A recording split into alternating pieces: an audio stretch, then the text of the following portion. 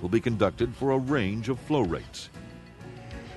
The mechanism which controls the rate of water flow is actuated, and slowly the water from the mighty Mississippi is channeled to attack the anchor wall, which prior to testing had been saturated for 2 days.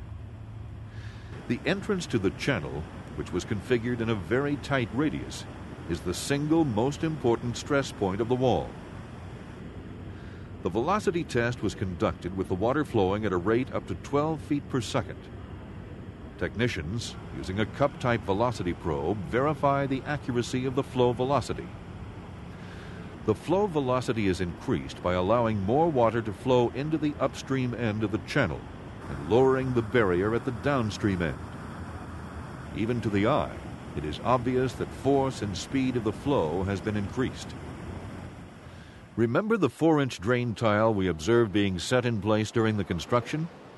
It performs exactly as planned, with water draining down through the aggregate, into the tile, exiting freely into the channel, leaving the backfilled soil in place.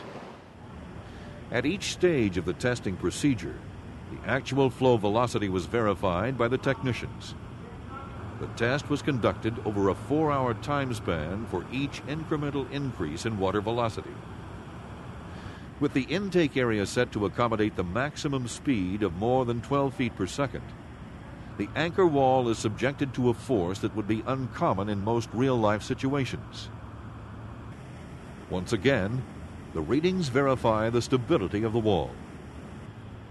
Despite an assault of more than 16 hours of water, flowing at a rate between 4 and 12 feet per second, the anchor wall performed as designed.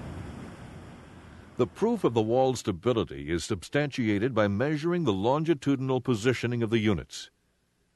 Thanks to the patented anchor wall system, the units remain as originally placed, unmoved by the forces of the current. For the second of the 3 tests, the intake area is opened again. This time, the anchor wall system will be subjected to a rapid drawdown test. This test investigates the wall system's ability to accommodate water pressure behind the wall. The wall was submerged for a period of time sufficient to saturate the backfilled soil. When the wall embankments were completely saturated, the gate at the downstream end of the channel was opened, allowing the water to gush out freely. Once again, this test was conducted in a range of drawdown rates, up to 30 feet per hour.